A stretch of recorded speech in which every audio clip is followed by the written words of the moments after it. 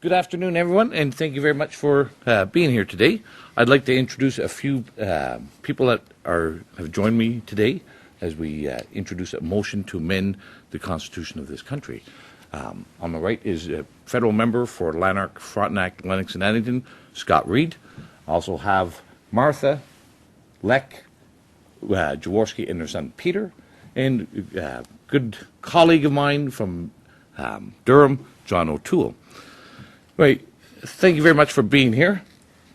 Today, I tabled a motion here in the Ontario Legislature that, if passed, and in accordance with a subsequent motion that will be tabled on Monday in the Federal House of Commons, will entrench property rights in the Canadian Charter of Rights and Freedoms under Section 7, alongside those rights of life, liberty, and security of the person.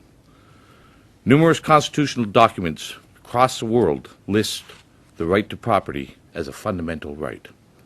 This dates back to the original liberal principles laid down by John Locke of life, liberty, and property. We do have a document called the Canadian Bill of Rights, which also recognizes private property, but we'll get into that in a little bit. Unfortunately, our Charter of Rights and Freedoms makes no mention of property rights. My motion will change that. And this is the first time in our province's history that we will have used Section 43, the Section 43 amending formula, and the first time in Canadian history that a provincial and federal representative elected to the same constituency will have come forward to amend the Constitution.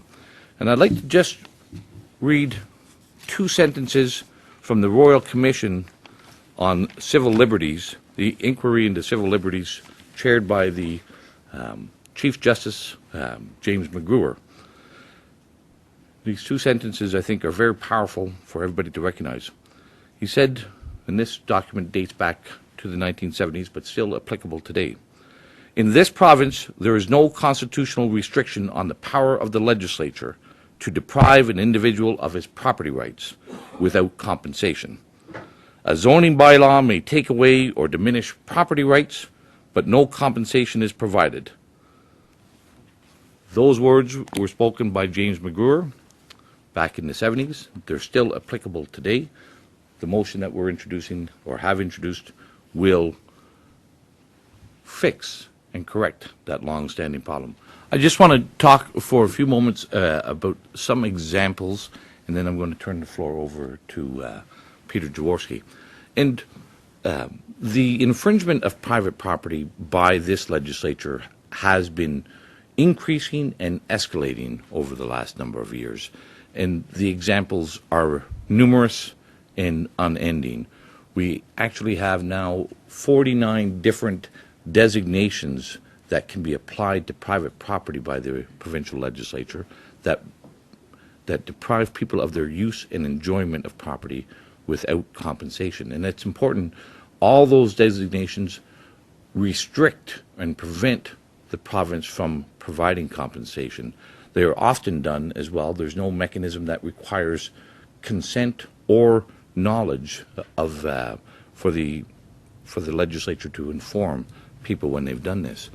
And to give you a couple examples how this comes about, there's a fellow near Peterborough. His name is Cliff Tripp. He's a Second World War veteran. He had 3 real estate lots that are bounded by Highway 7 on the front and a creek in the back. These lots he's had since the 1970s. He's been paying taxes on them since the 1970s. A couple of years ago, he went to actually build on those lots. And he found out that the Conservation Authority, an agency of the legislature, had designated over 200 feet from the creek onto his property. So that 200 feet of space was deemed not buildable. The Ministry of Transportation also came around and put a designation on the frontage of his property of over 200 feet. Mr. Tripp was left with no land to build on. Both agencies, or the ministry and the agency, had consumed all his available property without compensation. Those lots are valueless, they're worthless, but he's still required to pay taxes on them. We've seen other examples like that with the peat farmers up near Lake Simcoe, who are being put out of business because of designations on their properties, which are preventing them from the harvesting of that renewable resource, which many of those farms have been doing that peat farming for over 3 generations. They are now being forced out of business.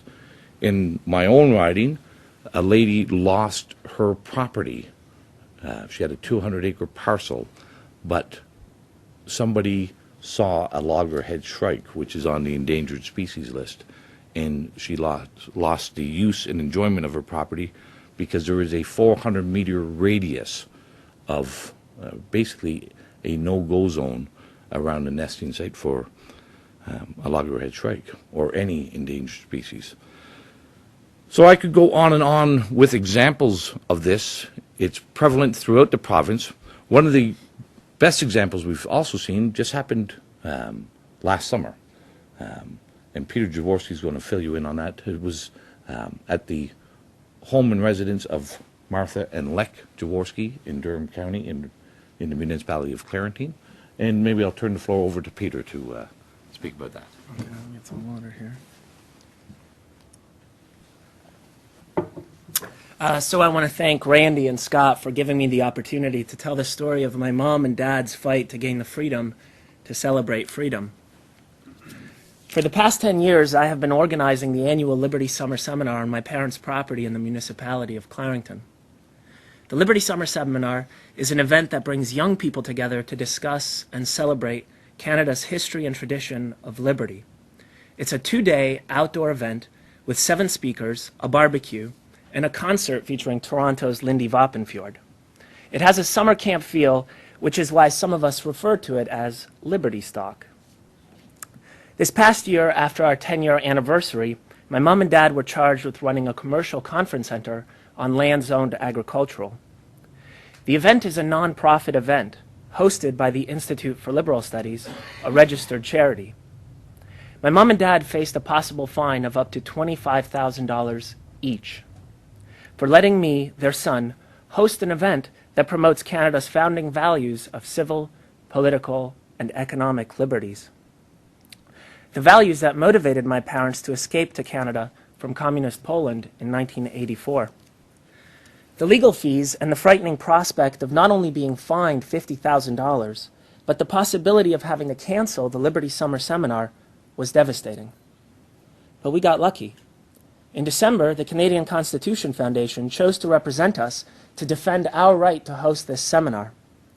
Their lawyers argued that the Charter of Rights and Freedoms protects our right to host an event like this under freedom of assembly. The municipality's lawyers agreed with the Canadian Constitution Foundation's arguments just a few weeks ago, dropping the charges against my mom and dad and clearing the way for the 11th annual Liberty Summer Seminar. Thank you very much. Yes.